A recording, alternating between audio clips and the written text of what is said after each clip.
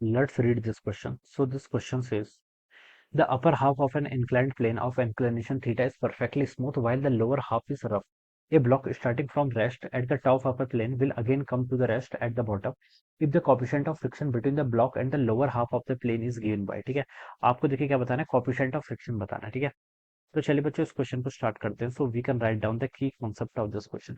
देखिए इस क्वेश्चन का तो दो तरीके से किया जा सकता है। एक तो देखिए आप क्या लगा लीजिए, एक तो आप देखिए फ्रिक्शन के कॉन्सेप्ट से सॉल्व कीजिए। पहले आपके पास क्या है, अपर हाफ देखिए इसका क्या है, स्मूथ है, लोअर हाफ रफ है। ठीक है, तो अपर हाफ वाले में फ्रिक्शन आप वहां पर टाइम फाइंड आउट कर लीजिए। ठीक है, कि अपर हाफ यानी कि टोटल डिस्टेंस मान लीजिए एल है इस लाइन की। ठीक है, टोटल डिस्टेंस कितनी मान लीजिए ऐसे एल है। ठीक है, तो एल बाई टू वाली जो डिस्टेंस है बच्चों वो तो क्या है आपकी। ठीक है, ये आपका कोई इस तरीके से प्लैंक है। ठीक है, थीटा। ठीक है, यहाँ पर से आप इसको क्या कर रहे हैं, इनिशियली मान लीजिए। ठीक है, टोटल लेंथ देखिए कितनी गिवन कर रखी है आपको, मान लीजिए आपकी एल के इक्वल है, this total length is L. ठीक है, यहाँ से यहाँ तक की इसको टोटल लेंथ कितनी एल, इंक्लाइन की। ठीक है, अब इसको एल क्या करना है, पूरा कवर करना है। ठीक है, तो इसमें बोल रखा है कि the upper half of the inclined plane of inclination theta is perfectly smooth.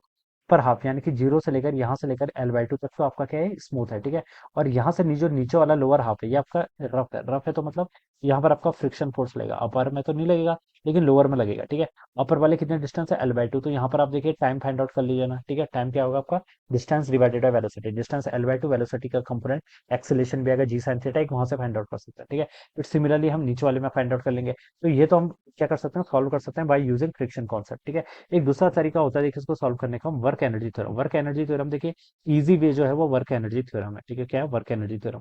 Work energy theorem देखिए मुझे पता कैसे चलेगा क्वेश्चन में कि वर्क एनर्जी थ्योरम लगानी है।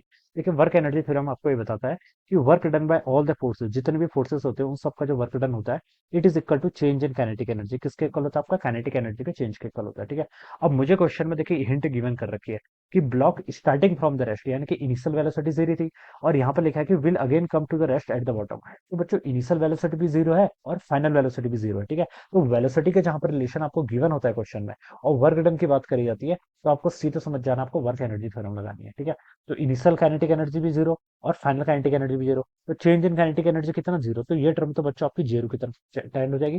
तो आप यहाँ पर से लिख सकते हैं work done bye all the forces, जितने भी फोर्सेस है सबका वर्क डन किसके इक्वल होगा, जीरो के इक्वल होगा। ठीक है, ऐसा आप बता सकते हैं। और बच्चों वर्क डन यहाँ पर कौन कौन से फोर्सेस लग रहे हैं, स्मूथ सरफेस थी। ठीक है, तो हम बता सकते हैं एम जी ऐसा लगेगा। ठीक है, एक एम जी का कंपोनेंट ऐसा आएगा, एक ऐसा आएगा।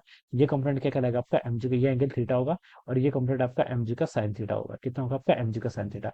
फिर ये देखिए इस सरफेस से जब पास करेगा तो यहाँ पर इस पर एक फ्रिक्शन फोर्स भी लगने लग जाएगा। ठीक है, इस डायरेक्शन में फ्रिक्शन फोर्स क्या करता है, रिलेटिव मोशन को अपोज करता है। ठीक है, और इसी फ्रिक्शन फोर्स के कारण ये फाइनली आते आते फाइनली आपका ब्लॉक क्या हो जाएगा, जीरो वेलोसिटी आ जाएगी। ठीक है, तो यहाँ पर देखिए आपके दो फोर्स लग रहे हैं, एक तो काइनेटिक फ्रिक्शन लग रहा है और एक कौन सा लग रहा है, आपका ग्रेविटेशन फोर्स लग रहा है। ठीक है, अब बच्चों देखिए थीटा फिक्स है, M G sine theta, M theta fix है तो साइन थीटा फिक्स रहेगा, मास फिक्स है तो एम जी साइन थीटा। तो ये आपका कांस्टेंट फोर्स है। ठीक है, और कांस्टेंट फोर्स का जो वर्क डन होता है वो किस पे डिपेंड करता है, ठीक है, work done bye all the forces. Work done यहाँ पर कौन कौन से फोर्स लग रहे हैं, एक तो आपका ग्रेविटी का फोर्स आ रहा है, तो वर्क डन बाय ग्रेविटी का फोर्स, प्लस दूसरा फोर्स कौन सा लग रहा है, फ्रिक्शन। ठीक है, दो ही फोर्स लग रहे हैं। ठीक है, अब ये ऐसा नॉर्मल भी लग रहा है लेकिन देखिए डिस्प्लेसमेंट क्या नॉर्मल के परपेंडिकुलर है, तो इसका वर्क डन तो ऑब्वियसली वैसे जीरो हो जाएगा। और कोई फोर्स लग रहा है, तीन ही फोर्स लग रहे हैं ना, और तो कुछ नहीं लग रहा है। तो देखिए नॉर्मल का फोर्स वर्क डन जीरो हो गया तो उसको हम लिख भी नहीं रहे, सीधे लिख सकते हैं work done by gravity plus work done by friction. ये किसके इक्वल होगा, आपका जीरो के इक्वल हो जाएगा। ठीक है, अब बच्चों देखिए ग्रेविटी का कितना वर्क डन है। ठीक है, ग्रेविटी देखिए कोई भी कांस्टेंट फोर्स होता है, ये आपका कांस्टेंट फोर्स है। यहाँ पर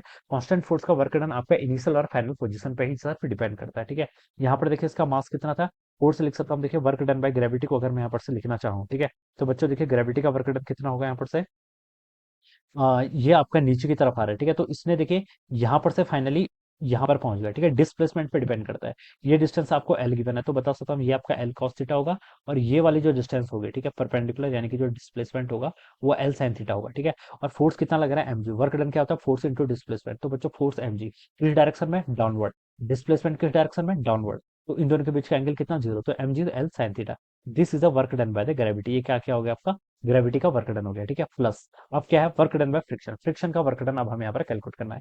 फ्रिक्शन का वर्क डन कहाँ से, फ्रिक्शन देखिए इस पॉइंट से लग रहा है। ठीक है, और देखिए फ्रिक्शन कहाँ से लग रहा है आपका, इस पॉइंट से आपका लगना स्टार्ट हो रहा है। ठीक है, और फ्रिक्शन का मैग्नीट्यूड देखिए कितना होगा आपका, न्यू के इंटू एन के इक्वल होता है। ठीक है, न्यू के इंटू एन, एन कितना हो जाएगा आपका, एम जी कॉस थीटा।